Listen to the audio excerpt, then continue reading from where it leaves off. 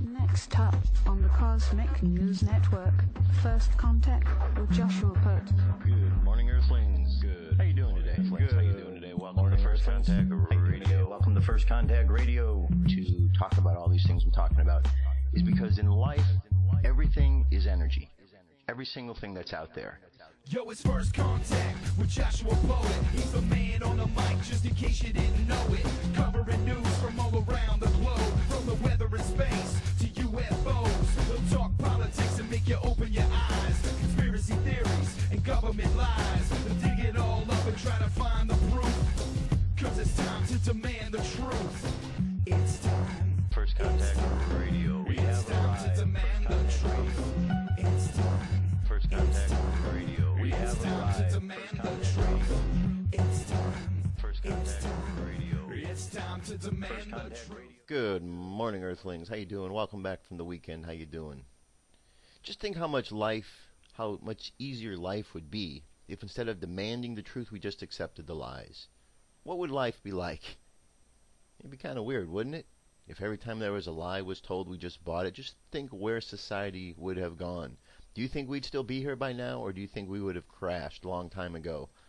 Probably would have crashed a long time ago. I think society's kept alive because you have people out there who are always standing up for the truth. Thank goodness, thank God that there's those kind of people in the world. Otherwise, we'd really be in for a whole world of hurt. So it's the constant battle of good and evil that is going on. All right, here we go. Today is the 9th of September. Big day today. Today we have a moon in Scorpio. Scorpio is all about the dark feelings and emotions that go on. The feelings, the darkness way down there. Scorpio in the tarot card is the card of death. Card of death. Lots of transition from life. It's understanding that everything grows, that there is no process of death. It's just a process of life that goes on. But nonetheless, Scorpio deals with things that are buried deep down. That is why the idea of the darkness comes from it, because they are so deep down. Doesn't mean dark as in bad, just means furthest and away from the light. That is all. So things that are buried deep away from the light just need to have light brought to them, need to have information brought to them. And once that's done, and that light is brought to a situation, more information is provided, and therefore there is more understanding of what is going on, of what that is about. So Scorpio is about feelings. When we bring information, light to our feelings, we can look at them for what they are and help to deal with those emotions and feelings in a way that is productive as opposed to counterproductive. Right here we have a square with Mars going on. This is between Scorpio and Mars. This is 10:59 a.m. These are very significant things that are going on. I'm going to explain why momentarily. Right here we have between Mars and Saturn, discipline. This is going on as well. The reason these are all very important, this is kind of going on right now. This is, we're moving into this phase.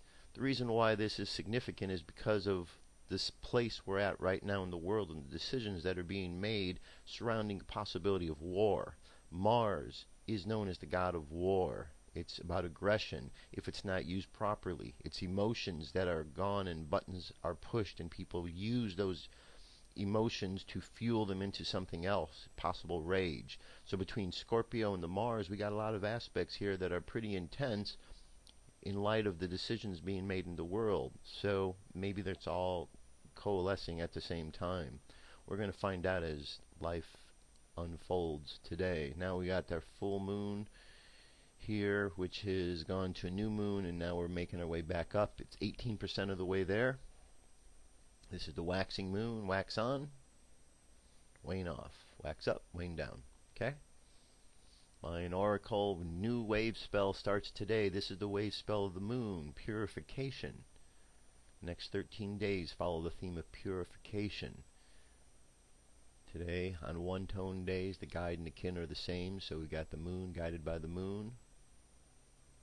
Okay, and we've got the dog is like-minded energy, love, loyalty, heart, and the challenge for today is our ability to catalyze energy, gathering a whole bunch. That's our challenge. And then, of course, the free will of the human is our hidden power. Phrase for today is I unify in order to purify, attracting flow. I seal the process of universal water with the magnetic tone of purpose. I am guided by my own power doubled. Spaceweather.com, 355.3 kilometers per second is our solar wind at the moment. Planetary K-index is at a 1, between 1 and 2, quiet. Look at this big old coronal hole popping up right here. Oh yeah, that baby's going to be sending some solar wind out into the cosmos, that's for certain. Says it could reach Earth around the 13th to the 15th. So that's coming up, something to look forward to. M-class flare possibilities down to a 1% from a 5. X-class down to a 1. Geomagnetic storm activity down low as well. Here's the report by suspicious observers for a little bit more insight on all of these things. Good morning, folks. You're likely to see these articles popping up like wildfire. The IPCC's pushed back their latest blame fest, and scientists around the world cannot deny the temperature trends any longer. An interesting point, however, I want to caution against. The record-setting Arctic ice is not a record amount of total ice, but we've bounced back to just slightly under average after having gone way, way low and breaking low records last year. The record this year is just how well we're recovering from that, but it's still below average. As you can see, it's 2013. This is indeed at the time when the BPC claimed the ice would already be gone. I mentioned pushing back the IPCC's Blame Humans report, but when it eventually comes out, remember that if you were to ignore everything other than albedo, how much energy is reflected into space by the ice, and carbon dioxide forcing, it might look like we are indeed the culprits. However, all 125,000 observers here know that this nearly unchanging solar forcing that our governments put up at the top of this chart is only unchanging in solar output, and it's only in the UV spectrum. The evidence in they want to blame you is from the experts and is clear.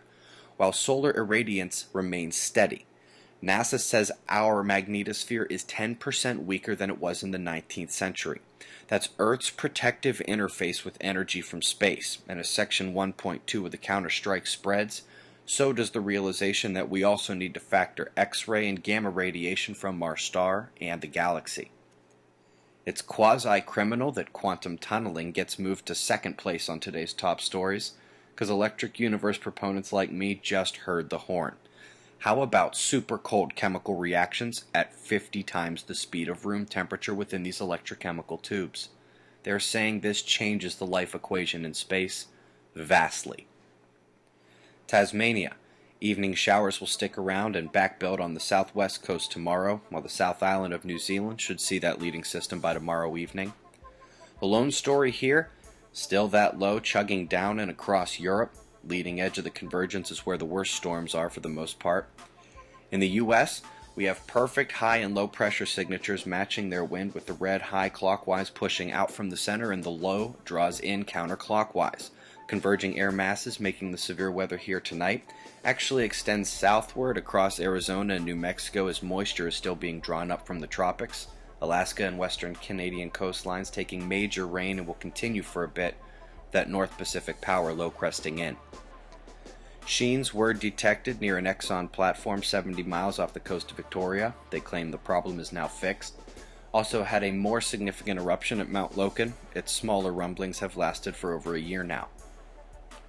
Solar flares, still quiet. Same story. The sunspots are so pitiful, I need to use the magnetogram or you'd see almost nothing at all. These spots are not impressive. I was incorrect yesterday when I surmised a potential coronal hole stream impact. The northern departed opening likely missed Earth, and the density could have just been local perturbations in solar wind magnetics. It's certainly not a homogeneous stream, but either way, there was no energetic flux or geomagnetic disturbances afoot. Magnetic connectivity of the inner planets. Mars has no proximity warning because it's not next to that sunspot. Its grainy appearance means it's on the backside, with opaque Mercury, Venus, and Earth on our side of the disk. Folks, I'm sad to report we have more damage on the Soho Lasco C3 camera. Both it and the C2 were damaged months ago, likely by protons, making those specks that now never seem to move on the screen. But now we have a different flaw. A planetary glare has burned into the lens, or something very similar to that. As Mercury exits stage right, we see a static oval with protruding equatorial jets, which we recognize as light flare on Lasco. It is a shame, it ruins the images, but When we zoom in, you can indeed see the background stars through it, so at least you know nothing's there. Still got a lot of plasma filaments. That big coronal hole, it's about here as well. Eyes open. No fear, it's 6:55 a.m. Eastern Time, and that's the news. Be safe, everyone. Alrighty.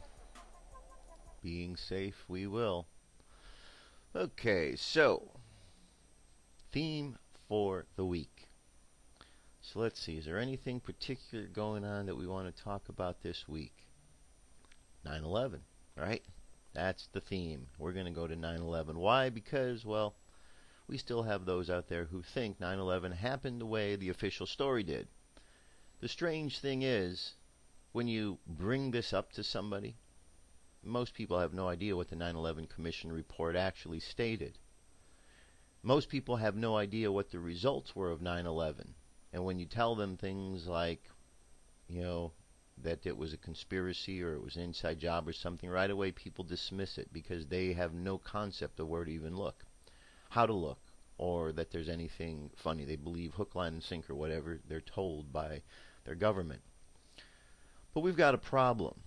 See, this situation's been going on for a long time, and here we are on the eve of one of the most horrific tragedies here in America, and we are about to be told by the dictator of this country that we are supposed to side with the Al-Qaeda, the enemy that we fought against before.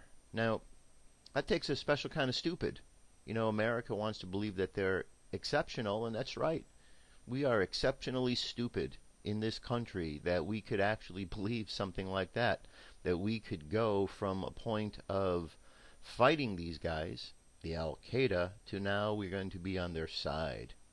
Special kind of stupid. So, to all of you Americans who have bought into that story, hook, line, and sinker, you are special. So you should really pat yourself on the back for that. But for those of you who understand there's more to the story than what the government wants to tell you, and you're willing to dig a little deeper, well, you've obviously found that there's a lot of flaws in their story.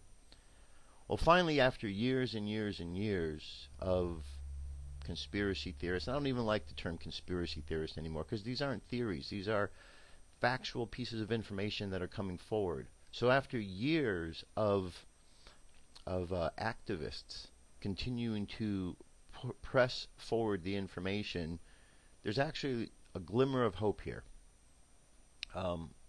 RT is now playing information that contradicts the official story. So I want you to hear this, to hear what's coming out, because eventually all of this information is going to come to light.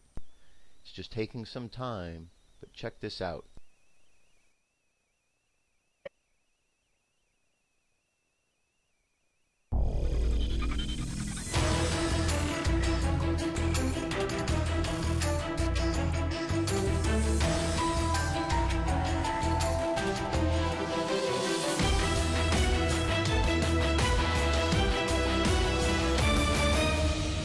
My name is Daniel Bushell. Top officials say the White House is behind the terrorism of their population, and new evidence from 9/11 coming up.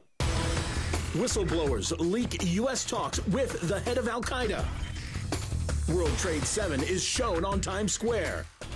And the father of a Twin Towers victim tells us about being attacked by mainstream media.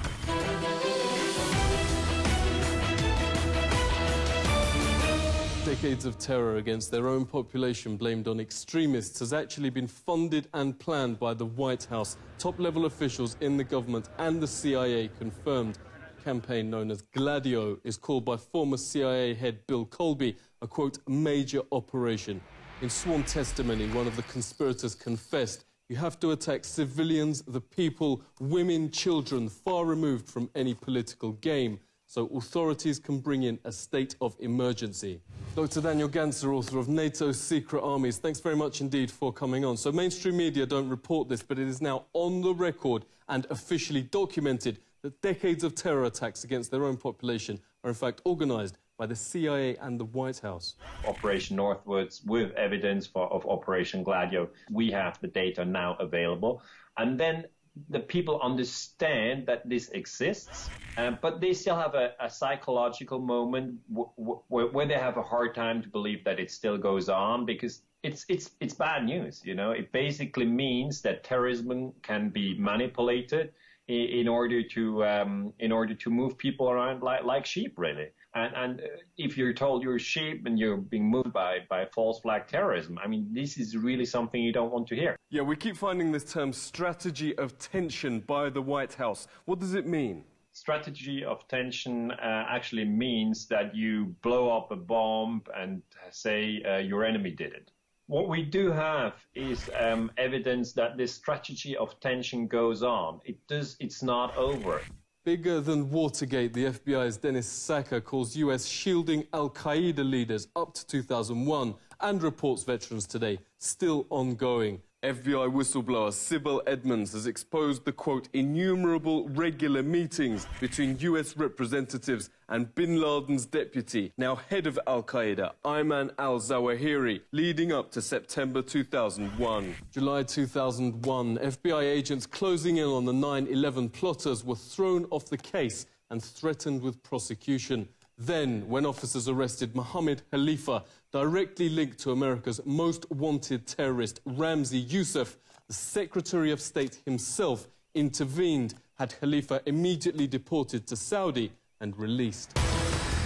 People at the CIA were rip not even speaking in retrospect, but contemporaneous with what the intelligence community knew. Khalifa's deportation was unreal. Dr. Kevin Barrett is the author of Questioning the War on Terror. Great to speak to you. We actually have leaders admitting these terrorists are just tools. And that's what al-Qaeda is. It's a cat's paw for Western intelligence agencies.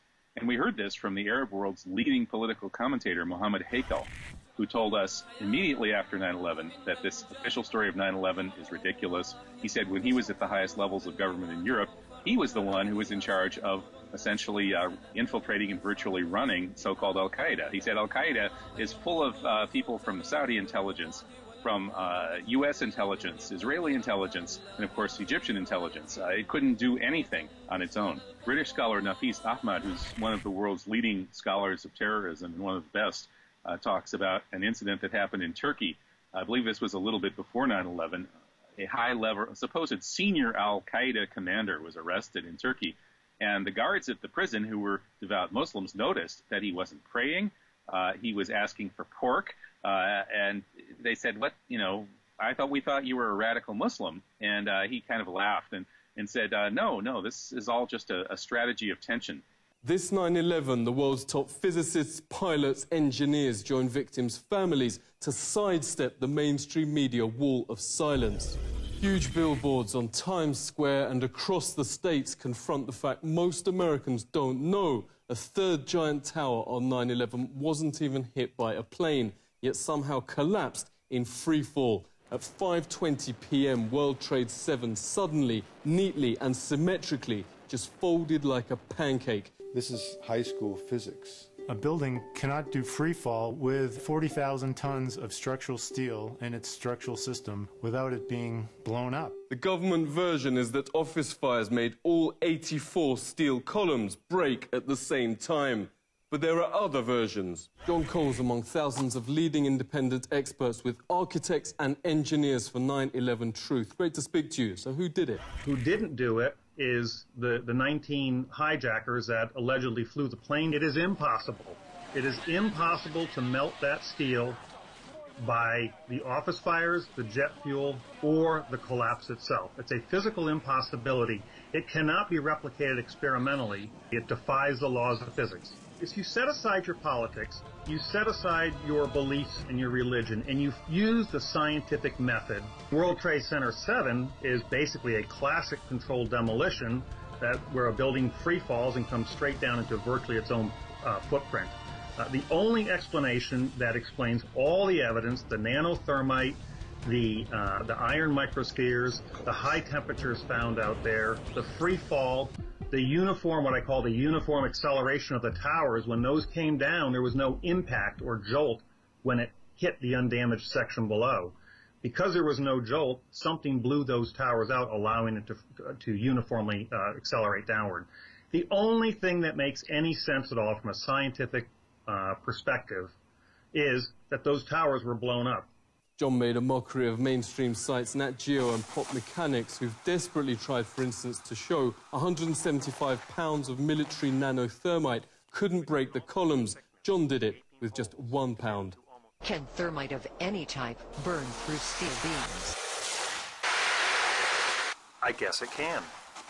Renowned librarian and researcher Elizabeth Woodworth has come in to help form the Consensus 9/11 panel, confirming it uses best practice with the most rigorous peer review. Thanks so much for joining us. There's this remarkably high consensus among experts that the government version can't be right.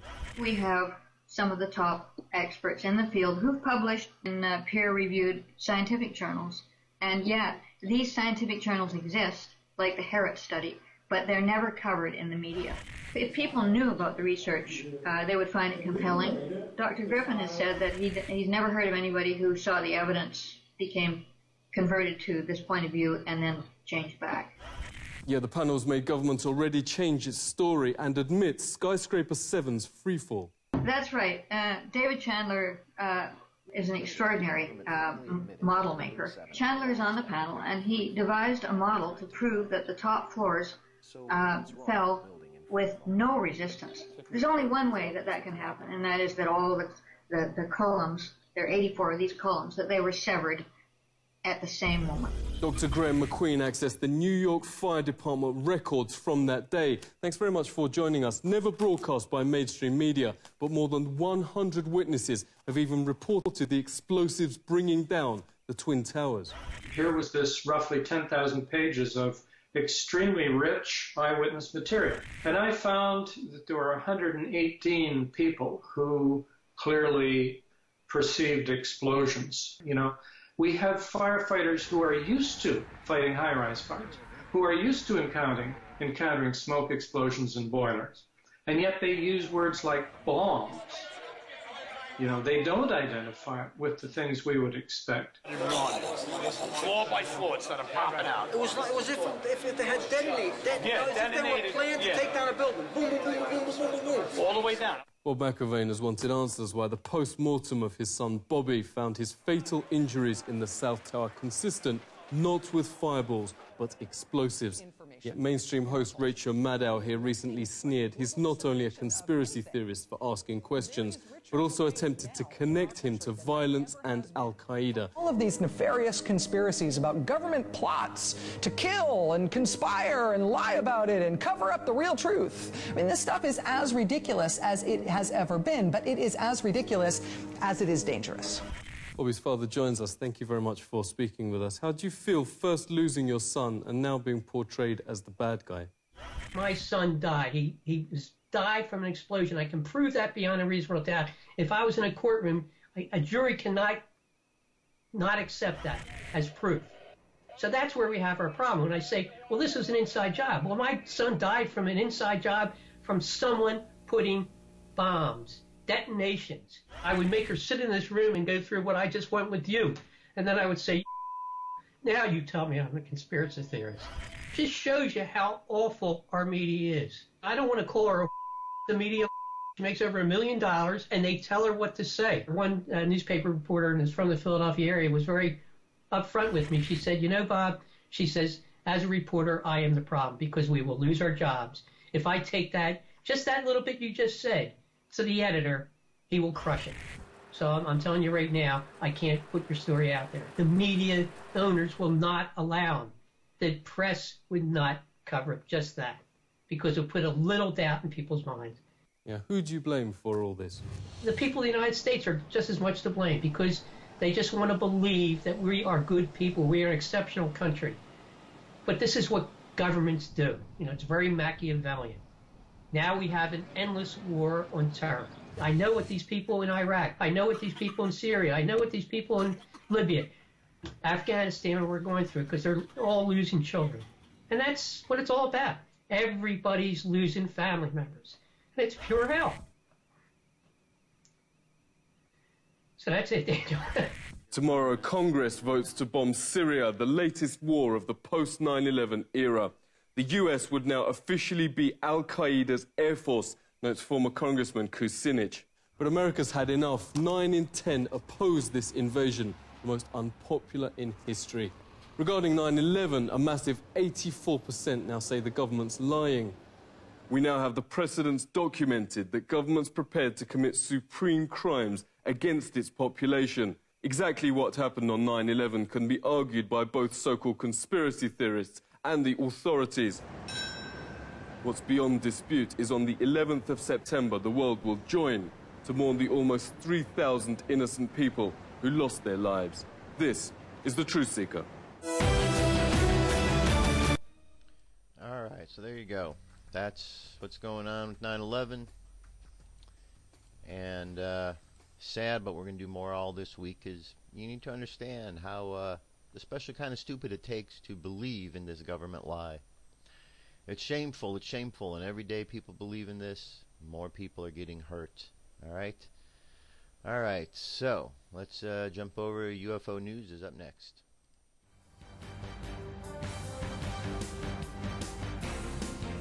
This is the UFO News with Joshua Poet. Alright, Dirk, thank you very much. Today I have 6 stories. Story number 1, this was over Los Angeles, California, the end of last month. Well, it says date August 2013, but it says very high altitude right here. Mothership filmed in West San Fernando Valley around 10:30 on 9/4/13. We have been witness to UFOs, too numerous to tally. This is the first time we have had success filming one. This one was filmed on a Canon camcorder with an 88 times zoom. Notice the amorphous nature of the craft and the brilliant color. Often we are seeing almost every night. Okay, so there's our object in question. The video itself is 4 minutes long. Jump ahead here a little bit. Alright, so you can check out the link, see what you think on this, the blinking in and out UFO. Certainly seen plenty of these.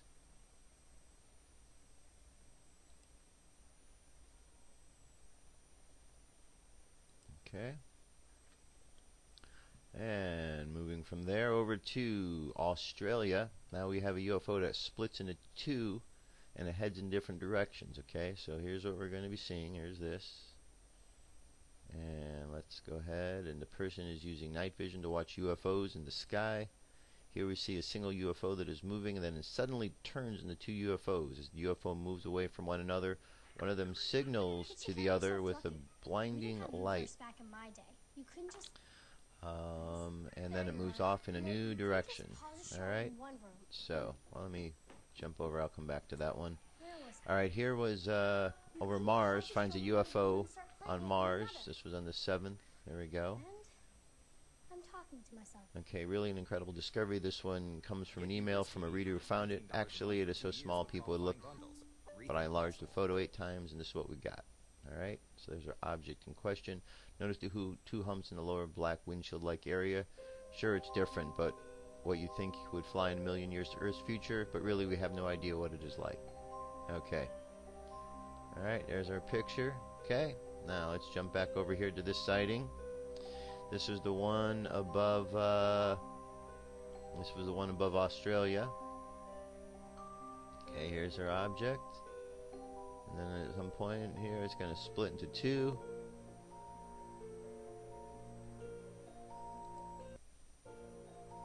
Okay, now we see 2. And then it's going to, one goes this way after a little flash, and one goes this way. Alright. And I keep going. Alright, so check out the link, see what you think. Check out the link to see what you think.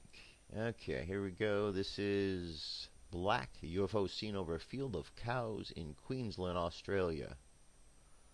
There's our object in question. Daughter's boyfriend spotted this while driving from Nithcold today. It was spotted while waiting at the road works when driving south from Farnham, Queensland. It was hovering and then flew off at incredible speed with no sound. The original is still on iPhone 4. Okay, so there's our object. There's another picture right there. See the cows checking it out, saying, "Oh no, please don't come eat us." Or maybe, cattle mutilations, a little joke there, cattle mutilation joke. Anyway, I don't know. Do you think cows are more afraid of the aliens in the spaceships coming to get them? Because down here on Earth, Earthlings eat cows pretty much all the time. So who do you think cows are more afraid of? Humans or aliens? Good question, isn't it? All right. Indigo children, we hear all about them. This is 3 keys of success for indigo children. Dolores Cannon was talking a little bit about those last week. This is Maureen Dawn Healy. Our indigo children are intense. It is this intensity that can go quickly in the right direction by immersing in a creative project, or in the wrong direction by crying their eyes out. Our highly sensitive and aware children need us, parents, teachers, healers, to help them understand their energy, how to channel, ultimately how to use their sensitivity as a strength versus a weakness. So what do we do? Well, this is the question. And in my new book, The Energetic Keys to Indigo Children, that query is answered. Consider this book as a guideline for raising your sensitive and oftentimes strong-willed children that are sweet, perceptive, intelligent, compassionate, and stubborn to the core. But to help you immediately, I'm going to share 3 tips for seeing more success with our sensitive and indigo kids today. They are partnership.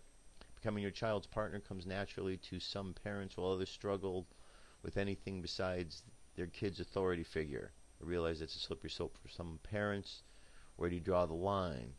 Outlets. Indigo children have an intensity to them that needs to be channeled, or it will be undeniably come out with wrong with such things like sassing parents back or fighting their siblings, etc. Mentors, and good to have a good mentor. Indigo children are highly sensitive, perceptive, intense, and oftentimes gifted in one particular area. So this is a good book to read because we hear about them. Parents have children that are perceptive like this, and how to deal with them. We want to make sure that these kids grow up and learn. We don't need to have them be these special kind of stupid that we seem to raise down here. We want to raise them to be the special kind of smart. We should do that down here, but we have weird ways of doing things. Weird ways, really weird ways. But what are we going to do, right? All right, an introduction to extraterrestrial science. Our book, entitled The Primer of the Zeta Race by William Trinut and Paul Handon, discusses interviews with extraterrestrial races, primarily members of one facet of the Zeta race. The interviews reveal much more about ETs, including some of their history, philosophy, science, and technology. The book introduced difficult concepts in the ET science, and they are very different from our own, what we know to be true. According to contemporary human science, our experiences originate from the universe of matter and energy. We accept that the universe began as a huge explosion of matter long ago. From then on, the laws of physics determine how energy and matter interact and how material forms evolve over time. We also accept that consciousness emerged from significantly complex structures of biological matter we call brains. However, from the ET perspective, consciousness preceded matter and created all things, included the beginning of all of our matter universe and our brains that interface with consciousness rather than create it. A lot more to this. Pretty good article. Go ahead and read it. That is our UFO news for today. I'll be right back. What if our government was responsible for some of the greatest crimes against this nation? Would you really want to know? These are big questions, but these questions deserve answers. Okay. I just needed to make a quick change, and I am ready to continue on. All right. I'm not going to get into more conspiracy theories type stuff because we're dealing with the biggest one this week, 9/11. Are people going to actually wake up this year? Are people going to continue to buy the story? Do this test this week. To ask people about 9/11, tell them it was an inside job, and then afterwards, after they roll their eyes, ask them what they base their proof on. Ask them if they believe the official story. And you will be amazed when you find out that majority of the people that you talk to that instantly dismiss 9/11 being an inside job, who instantly dismiss that, when you ask them if they believe the official story, most of them won't even know what the official story is. They've just been conditioned to believe. They're conditioned because there's reporters out there like the Rachel Maddows and, you know, all the other ones that are like her, the Bill O'Reillys, and those who have done a good job of conditioning you to not even accept the question, that if it comes up to attack or say something else, you'll be amazed. Okay? So, moving on from there, check this story out. Microchip found in Napoleon Bonaparte's skull. Scientists examining the remains of Napoleon Bonaparte admit they are deeply puzzled by the discovery of a half-inch long microchip embedded in his skull. They say the mysterious object could be an alien implant, suggesting the French emperor was once abducted by a UFO. The possible ramifications of the discovery are almost too enormous to comprehend, declared Dr. André Dubois, who made the astonishing revelation in the French medical journal. Until now, every indication has been that victims of alien abductions are ordinary people who play no role in world events. Now we have compelling evidence that extraterrestrials acted in the past to influence human history and may continue to do so. Dr. Dubois made the amazing discovery while studying Napoleon's exhumed skeleton on a $140,000 grant from the French government. I was hoping to learn what he suffered from a pituitary disorder that contributed to his small stature, he explained, but instead the researcher found something far more extraordinary. As I began to examine the interior of the skull, my hand brushed across a tiny protrusion. I then looked under the area in a magnifying glass and was stunned to find the object was some kind of super advanced microchip. Dun dun, the plot thickens. A microchip in Napoleon's brain. I wonder where that could have come from. That's the weird question that comes up, right? Where did that get? How did that get there? What is that? Confuses people that don't know how to look further outside of the box because, you know, they didn't make that kind of technology back then. All right, I want to play some of this piece for you here. This has to do with Comet ISON. September 8th, 2013. This is from Arizona. It's a couple of days old, guys, but it's ground-based from there. It's not from Spain. Now, one of the things about this image, Mr. Bruce Gary out there this is what he did for a living for years now. He's retired. He's got 2 telescopes in his backyard, 2 small astronomy setups. And what he's done, not only we get images, but he's got the data. And I'm going to put a link to his website because he goes in there and looks at the arc curves, all the stuff involved. And he's saying now that the Coma has went from 31,000 miles to 46,000 miles in diameter. Again, that's the cloud of the comet, not the nucleus, not the rock. But guys, it's still far out, and for it to be growing that much already. And he's saying that it should be right at that frost line now, and that keeps changing. And I think the frost line changes because it depends on the chemical composition of the comet and what is its temperature that causes it to possibly break apart, things like that. But you're looking here, if you remember the last video where I did this, it was the Coma was 55,000 K. Or 31,000, and that was 4 Earths. If you look back at the one with the red image, now you see that it's up to 6 as we put it across the Coma. That's large. It's far away. So, and listen, that's gone up 20,000 kilometers in probably 2 weeks or less. Back that out and take a look at it. Beautiful comet. Now, I've had this question. Is the Vatican watching ISON? They've been watching it longer than anyone, guys. This image goes back to January of this year. There's the comet. Now, notice in the bottom it says a Vatican Observatory, VAT, 1.83 millimeter. That's the telescope. Now, a lot of people, when they ask me this, they've asked me a question, and I want to clear something up. Lucifer is not the Vatican telescope. They're on the same hill in Arizona, and it's got to do with the University of Arizona and I think one other college there. But now VAT sits just down the hill from Lucifer. Now, the people at Lucifer, if you talk to them, they will tell you that the Vatican guys are welcome to and can come up there and rent time with Lucifer. But that is the Vatican Observatory, and yes, they're watching ISON. Now, one of the things that's happening, and it's going to be real neat, and it's starting tonight, is we're going to have the Venus and the moon close and very bright. Now, they're not going to be visible long into the night. They're going to follow the sun down. And it's going to be going through the 12th. And also Saturn's going to be up high in the sky.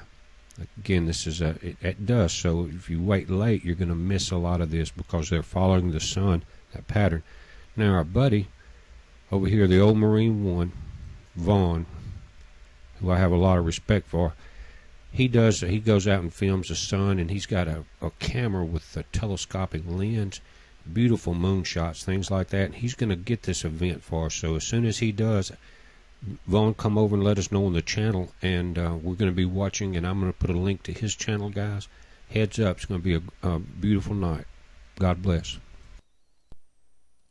All right, so we will keep informed about what's going on with ISON because, well, we know that very soon, around October 1st, it's when it's supposed to be passing by Mars.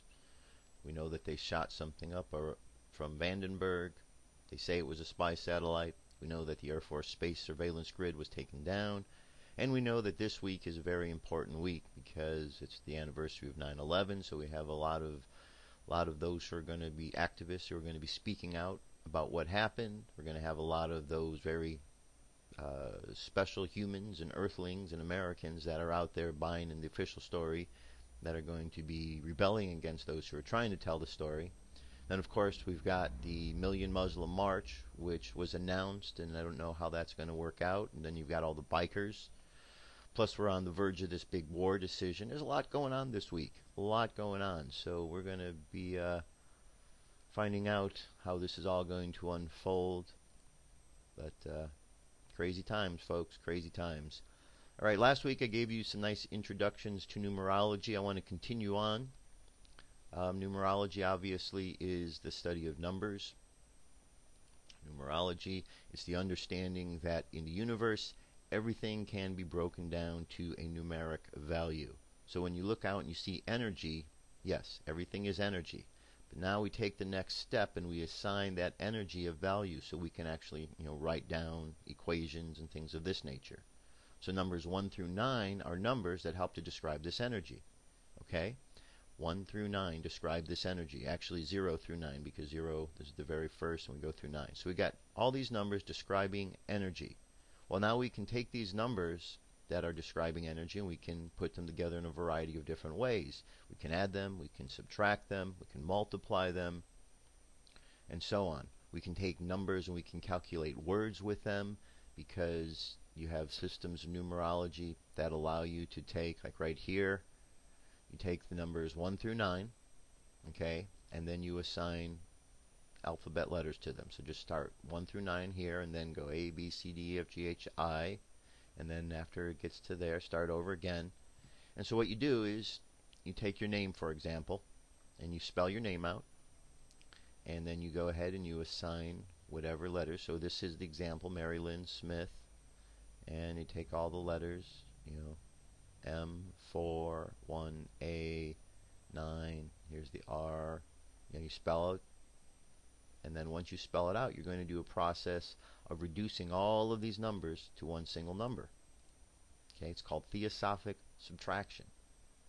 So where you're going to subtract the numbers to one, or we're adding the numbers to make a symbol, theosophic addition.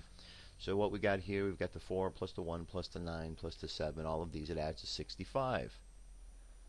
Okay, 65 is a number that can still be reduced even further. So we're going to go 65, 6 plus 5 equals 11. Now, here's where it gets into the little tricky part here. What we're looking to do in numerology is we're always looking to get down to the lowest number, the lowest common value. So in this example, 65, 6 plus 5 comes down to an 11. Once you get to a number where there's two numbers that are the same, like 11, 22, 33, 44, 55, 66, 77, 88, or 99, those are called master numbers because you have two numbers that are the same that are doubling the power of what that number is all about. Okay? So it's very important. So we don't really reduce down to there. I know in this example it shows that the 65, which is an 11, becomes a 2. Well, some do it that way, some don't. I don't reduce. Once it gets to a master number, I kind of look at it, that value itself. And I think that's very important that we look and understand numbers in that way. So basically, you can do this with any system. You take your numbers, you make the grid, just like this. Let me show you the grid so you, again, you're reminded. You go ahead and you make out a grid, and then you chart out what your name is. And when you do that, you're going to come out with one single number, and then you go ahead and you can read that number and how that relates to you. Okay? Not only can you do this with just your name, but you can also do it with your name. You can do it with your birth date, which is your birthday, the month, the year. You can calculate all kind of things using this system of numerology to figure out about yourself. Okay? So I'm going to leave this today. You can read through this, and then I'll go over a little bit more tomorrow, and we'll just keep building on there. Okay? Moving on. Today, we're at Revelation 6. Alright, Revelation 6. We've gone 1 through 5. Back into it. Here we go. And I saw the Lamb. I saw when the Lamb opened one of the seals, and I heard, as it were, the noise of thunder, one of the 4 beasts saying, "Come and see." And I saw, and behold, a white horse, and he that sat on him had a bow, and a crown was given unto him, and he went forth conquering and to conquer. And when he had opened the second seal, I heard a second beast say, "Come and see." And there went out another horse that was red, and power was given to him that sat thereupon to take peace from the earth, that they should kill one another. And there was given unto him a great sword. And when he had opened the third seal, I heard the beast say, "Come and see." And beheld I, lo, and a black horse, and he that sat on him had a pair of balances in his hand. And I heard a voice in the midst of the 4 beasts say, "A measure of wheat for a penny, and 3 measures of barley for a penny. And see, thou hurt not the oil and the wine."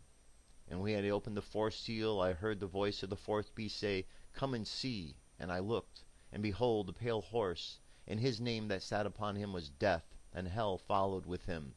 And power was given unto them over the 4th part of the earth to kill with the sword, and with hunger, and with death, and with the beasts of the earth.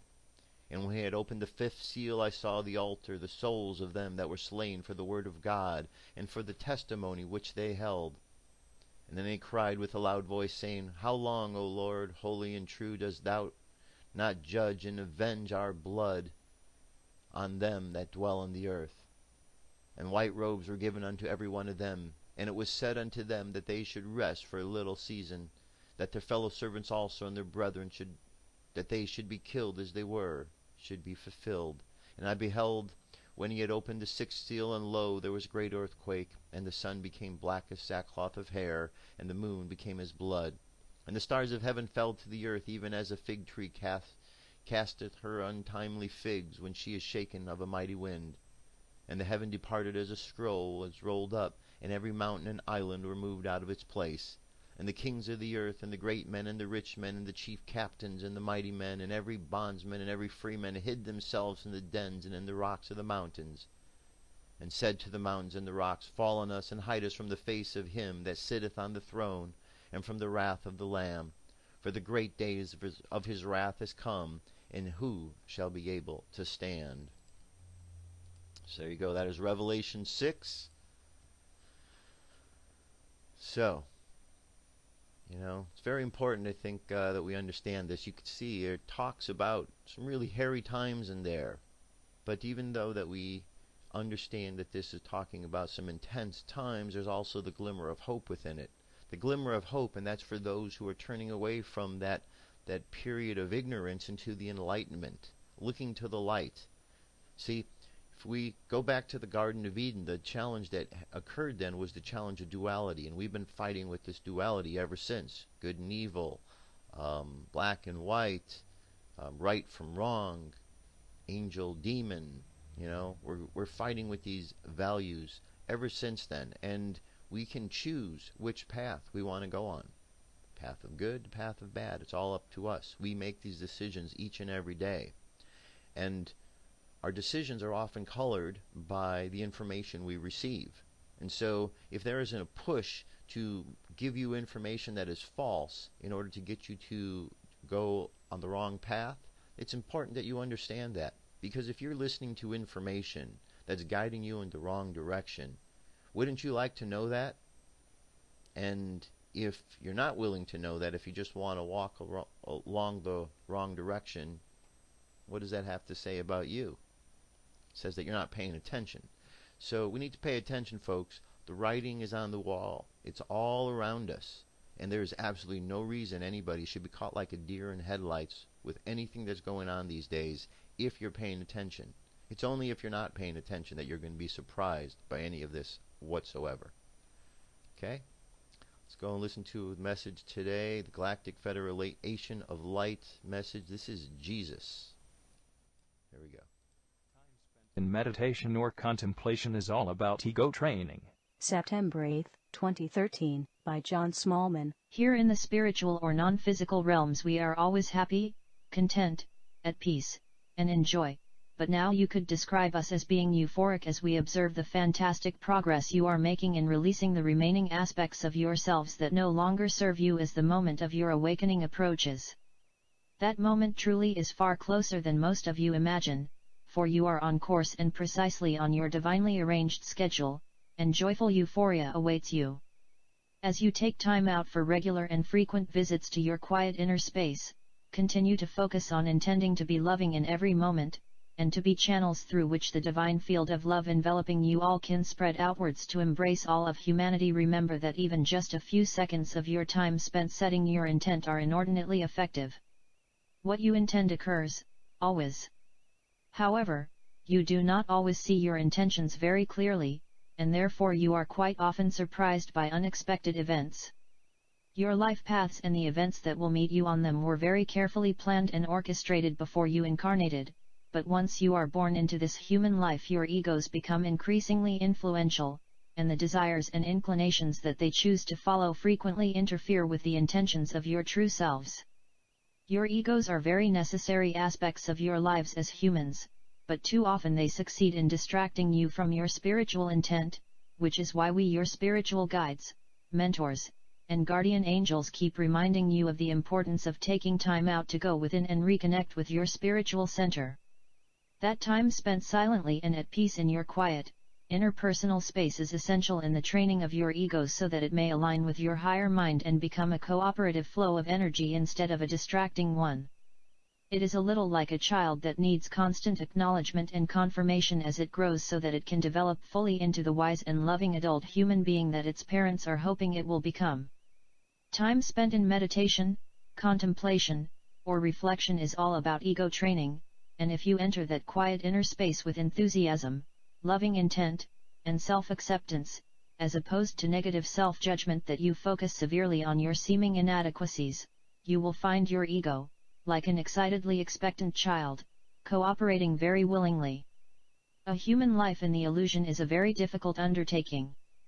Originally, at the moment of apparent separation from your divine source, you were one, seeking a different experience or expression of consciousness, and you did this by the separation, by the splitting off of yourself into myriad individual conscious entities, each with free will.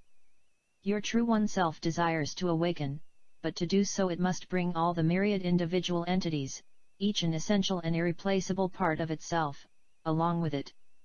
Your true one mind, the only child of God, has a will that is one with God's, that is totally in alignment with the will of God. On earth, within the illusion, all those individual entities with free will need to bring those individual wills into alignment with each other, with the true self that you are all a part of. Love is the divine, creative field of infinite energy in which all exists. It is all there is nothing outside it because there is no outside, and anything that is not in perfect alignment with it is unreal. However, the illusion that the one child of God imagined into being seems utterly real to all the entities experiencing it. Awakening is the release of the imaginary, of the unreal, which is anything, any aspect of an entity that is not completely in alignment with love.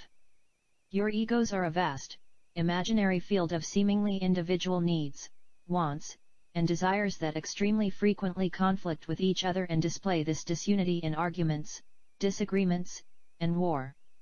You can see this all around you, and it is continuously demonstrated throughout your human history. To awaken is to acknowledge and to be love, and only love. As you observe the world and all the discordances it displays, it can seem that there is absolutely no possibility that they can all be resolved in a manner that will satisfy everyone. But that is because you are attempting to resolve these issues with your egoic reasoning minds. And that is impossible. They, your reasoning minds, demand compromise, judgment, restitution, recognition that some are right and others wrong, with the latter being punished, and those demands can only be self-serving, angry, and divisive. Your human history continuously demonstrates that very clearly. That is why we are constantly telling you that love is the answer to every problem. Love is the only means of resolution, and it is completely effective because it embraces all unconditionally without judgment of any kind. The prospect of offering only love regardless of the situation is very scary for humans because they look all the time constantly, in fact at the unreal and believe it to be real. In love, in reality, there is no conflict, all is in divine and perfect harmony, and for you to awaken you need to embrace and share love inclusively and indiscriminately. But, you ask, how can that possibly work? I surely must defend myself and my loved ones from those who would attack us and destroy us. Well, all are one, and what you do to others you do to yourselves. So stop doing to others what you do not want them to do to you. Stop it now. The longer you continue with attack or defense, the longer you will remain unawakened. You are all now being enormously assisted by the divine energy field of love enveloping you and encouraging you to share it, and you know this. When you go within and disconnect even for the briefest moment from the distractions of the illusion, fear, anxiety, worry, anger, judgment, you find peace. Peace is what everyone seeks. You have all seen the ineffectiveness of angry judgment or punishment on a distraught child, it aggravates the situation or drives it underground. And you have all seen the calming effects of quiet loving acceptance on a distraught child, or on an animal. That is love in action. Practice it constantly and bring on your awakening. Your loving brother, Jesus. Alright, very nice. Good message as always. Alright, and again, if you have trouble with the Galactic Federation, just listen to the message and let that be a guide, because there's wisdom in the words, and sometimes that's enough of what we need to be paying attention to. Alright, so that brings us to our meditation for today. Before that, let's look at our angel message. Angel message for today. You like this site? I like this site. Gives a little something to focus on over the course of the day, right? Alright, ask yourself, which decision brings me closer to my divine purpose and which takes me further from it, if you need to make a choice now. Okay, very good. Good question indeed. We are at a point in life where we do need to be asking these questions, because there is a battle between the light and the dark, the good and evil. Therefore, we need to know, is there something taking us away from our path, from where we need to be, or is it bringing us closer? If we don't understand the difference, well, that's important. It's part of the gift of discernment we have. If you don't know, you need to really find a way to know if you're curious on knowing where you're going to go. So, let's do our meditation for today. Close your eyes, take a deep breath, and exhale. Take another deep breath. Exhale again. Activate all of your chakras, starting with the top of the head. First chakra is the color of violet. So imagine all this light coming down to the top of your head, the color of violet at the crown. And the light continues down to the third eye, right between the two eyebrows, and imagine the color indigo. And then see the light continuing to move down to your throat. Imagine the color blue. From your throat chakra down to the middle of the heart, imagine the color green. Continuing down just below the rib cage to the solar plexus, imagine the color yellow. Down further to the belly button, imagine the color orange, and finally the light hits the root chakra. Imagine the color red, and then the light continues down into the earth, anchoring you into Mother Earth. And there you are, connected to the cosmos and to the earth, feeling the energy flow through. And as you feel the energy flow through, you feel that this energy is not just energy from this time, but this energy existed way, way back in the past, so far back in the past that it's actually the future. And as you feel this energy, realizing that it is recycled around and around and around again, you understand yourself to be part of the past, the present, and the future all at the same time, as this is the energy that flows through you. And as this energy flows through you, by paying attention to the energy, we have the opportunity to access the wisdom within it, to remember the mistakes of the past, that we might correct them, change our ways in the future. So let's imagine a world of peace. We understand that there are those who are moving along life's path, being pushed along without any care or concern for their own, as they are being controlled and manipulated. But as we send this light and love into the world, it helps to break these chains that are holding others in bondage. So let us imagine this week, today, this moment, that we send light, which is information, out all around the world, and that this light, this information, goes like a key and it unlocks the chains that are holding humankind in slavery. And as these chains are removed, we begin to see the truths. We begin to see who the real problem makers are, and we begin to understand who the peacemakers are. And as we understand, we listen to those who are for our best interest, and we turn away from those who are misguiding us. So let's imagine the mainstream media is all falling to the wayside as people stop listening to their lies. Let's imagine the politicians falling to the wayside as everyone stops listening to them and following a plan of life that is more cohesive with peace. And let's just imagine all of those problem makers around the planet just fading away, disappearing from existence. And as all of that dissipates, as all of the evil-minded individuals or those confused individuals about helping the planet, anyone who is out to hurt us, let's imagine them gone, and this place is just a place of peace and love. And only those who are here are those who are willing to share this peace and love. And let's know that that is a possibility that exists. In order to experience this, all we have to do is believe that this is possible. So just imagine again the word peace written across the planet, all around it.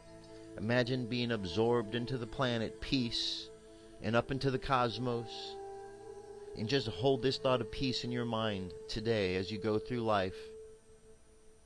And no matter what you hear this week about wars or rumors of wars, keep thinking peace. Keep thinking peace. So let your subconscious mind go off on that journey.